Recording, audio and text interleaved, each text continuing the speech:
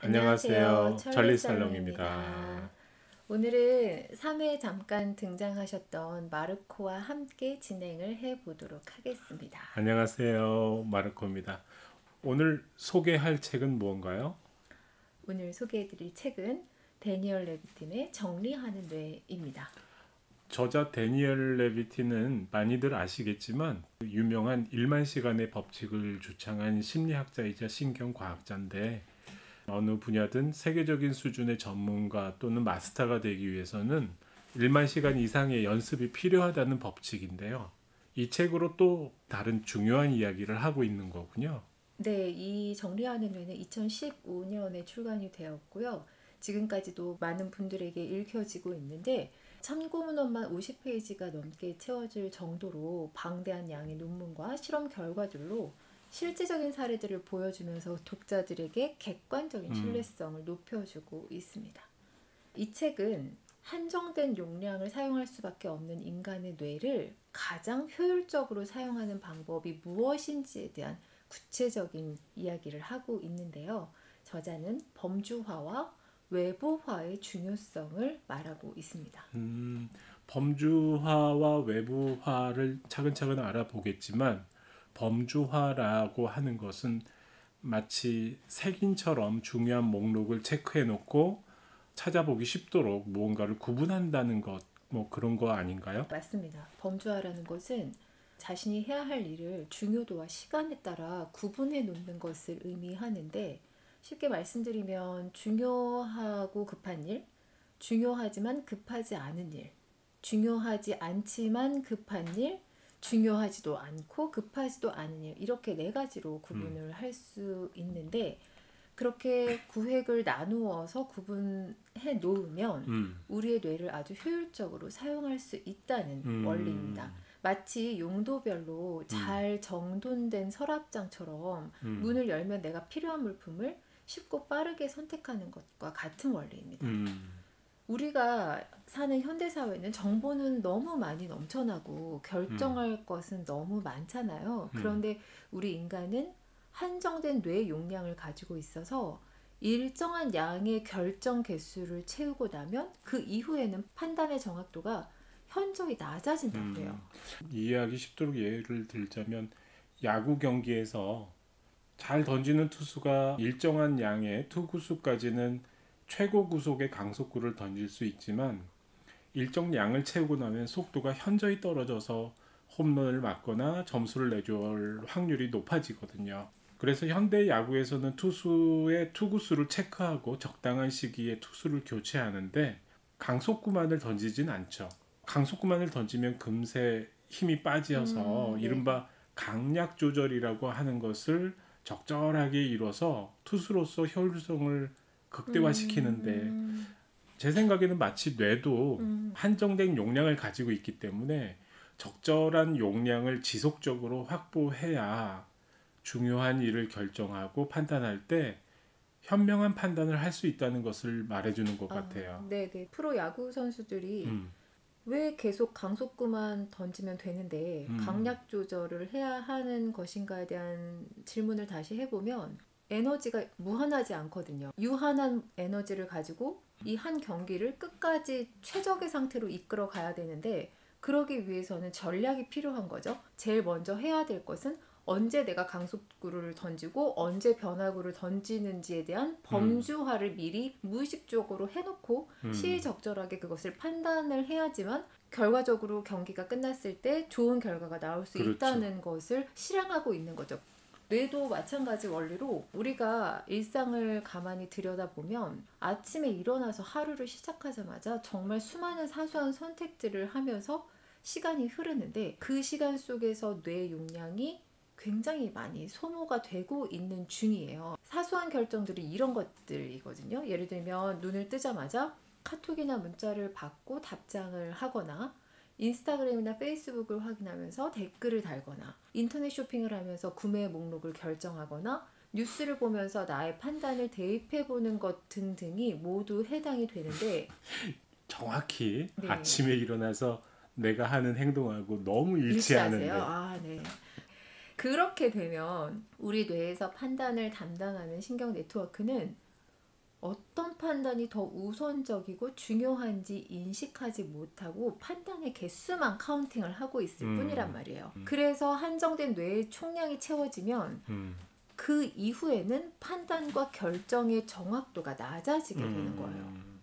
일상생활에서 사소하게 결정해야 할 일들이 너무 많으면 피로가 쌓여서 정작 중요한 결정을 내려야 할 때 쓸 에너지가 뇌에 없다 이거죠. 그렇죠. 뇌에 남아있지 않아서 제대로 된 판단을 하지 못하는 경우가 발생하는 건데, 아침에 일어나서 일반적으로 하는 이런 습관들에 대해서 얘기를 나눴잖아요.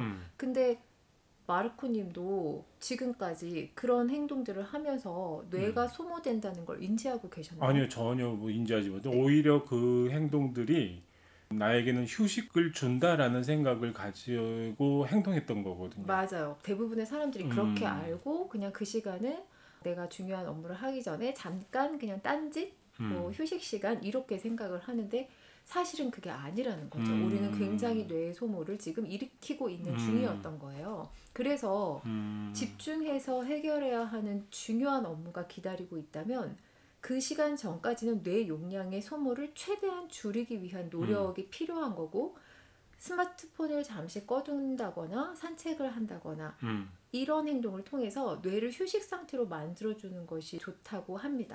그리고 범주화된 일의 중요도에 맞춰서 일정을 조절하는 거예요. 뇌의 효율이 높아지면 당연히 의사결정 능력이 점점 좋아질 수밖에 없겠죠. 정리하자면 우리의 뇌는 한정된 용량을 가지고 있고, 또 그 우리가 해야 할 일을 범주화하고 중요하지도 않고 급하지도 않은 일들에 소모되는 뇌의 용량을 좀 아껴서 뇌를 충분히 여유 있게 해라. 아, 맞습니다. 그런 얘기네. 정확히 그런 얘기죠. 그리고 또 하나 우리가 오해하고 있는 게 있는데요. 인간의 뇌는 한 번에 한 가지만 집중할 수 있기 때문에 멀티태스킹 자체는 불가능하다고 해요. 멀티 능력이 좋다고 느껴지는 사람들은 사실은 전환 능력이 매우 빠른 것이지 동시에 두 가지 일을 처리하는 것이 아닌 것이고, 빠른 시간 안에 여러 가지 일을 처리하기 위해서는 빠른 전환 능력이 당연히 필요한데, 그 과정에서 뇌의 에너지 소모는 급격하게 많이 일어나고 있는 것인데, 이것도 역시 인간은 잘 인지하지 못하죠. 또 새로운 사실을 알게 되네요. 멀티태스킹이라는 게 넌 멀티플레이어구나, 그렇죠. 이렇게 그런 말들 얘기하는 많이 것들인데, 우리가 동시에 여러 가지 일을 할 수 있는 능력이라고 오해하고 네, 있었네요. 맞아요. 순간적으로 일의 전환 능력이 매우 빠른 것이고, 그 과정에서 급격한 에너지 소모가 일어나기 때문에 여기에서 또 하나의 소모적인 뇌 사용법이 되는 것이군요. 그렇죠. 그래서 혼자 많은 일을 효율적으로 처리할 수 없기 때문에 일정 부분을 외부의 환경에 위임하는 것이 필요한데, 네. 이것을 뇌의 효율성을 높여주는 외부화라고 말하고 있는 거예요. 바쁜 일정을 비서를 고용해서 대신 처리해주는 시스템이면 좋겠지만 비용이 만만치 않으니 평범한 우리들은 그러기가 쉽지 않잖아요. 그래서 스스로 해결할 방법을 찾아야 하는데 그것이 바로 글로 적는 것이에요. 메모라고 하는 거예요. 그러니까 해야 할 여러 가지 일들, 즉 아까 우리가 이제 범주화를 했잖아요. 근데 그 범주화된 일을 머릿속에만 저장하고 있으면 한 가지 일을 할 때 나머지 해야 할 일들에 대해 계속 생각을 하게 되므로 스트레스를 유발하게 되고 일의 효율이 떨어지는 거예요. 자, 여기서 멀티태스킹이 안 된다고 했잖아요. 그러면 나는 지금 내가 계획한 1번 일을 하고 있는 중이에요. 그런데 1번 일을 하고 있는 동안 2번, 3번, 4번을 잊어버리지 않기 위해서 동시에 생각을 할 텐데, 그렇죠. 동시에 생각하는 거는 불가능하기 때문에 그 안에서 자꾸 2번, 3번, 4번의 주의를 뺏기니까 1번의 집중도가 현저히 떨어지게 되는 거죠. 근데 그걸 우리는 인식하지 못하고 있는 거예요. 그래서 글로 기록을 하면 기억이라는 부담을 머리에서 외부 환경으로 넘기게 되는 것이고, 글로 적는 것이 외부화를 시킬 수 있는 가장 신뢰할 만한 시스템이라고 말하고 있어요. 여기서 또 나만의 착각이 적나라하게 드러나는 것 같아요. 나는 지금까지 내가 해야 할 일을 머릿속에 기억을 하고 또 중요한 일들을 해결해 나가는 게 나의 능력이고 네네. 나의 뇌 기능을 적극적으로 적극적으로. 활성화하고 있다고 생각했는데 그게 오히려 뇌의 피로도를 더 가중시키고 일의 효율성을 떨어뜨리는 행동이었네. 그렇죠. 그래서 이 책이 필요한 거예요. 우리는 모두 이런 오해들을 하고 살고 있거든요. 그래서 범주화와 외부화를 바탕으로 잘 정리된 서랍이 되었다면 이제 좀 더 뇌의 효율을 높일 수 있는 방법에 대해 설명을 하는 과정에서 뇌의 중앙 관리자 모드와 몽상 모드가 등장합니다. 중앙 관리자 모드와 몽상 모드. 바닷가에서 휴식을 취하면 여유를 즐기게 되고 여러 가지 생각 속에 자유롭게 막 떠돌아다니게 되잖아요.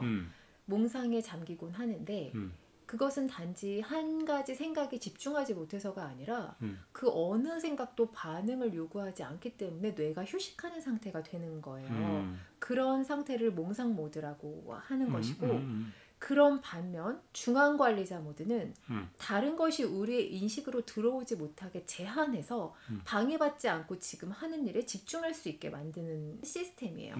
그런데 이 몽상 모드와 중앙관리자 모드는 동시에 작동할 수가 없어요. 그래서 뇌 안에서 이 두 가지 모드가 항상 싸우고 있는 중인 거예요. 이것도 적절한 예가 생각납니다. 중앙관리자 모드는 컴퓨터에서 CPU에 해당되는 거고 몽상 모드는 절전 모드 또는 스크린 세이버 같은 기능인 것 같아요. 맞아요.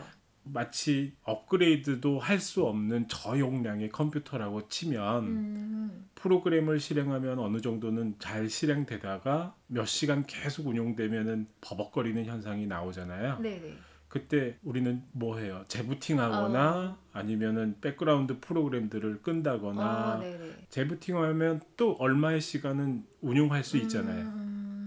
근데 지금 똑같은 게 우리의 뇌는 용량을 더 키울 수는 없어.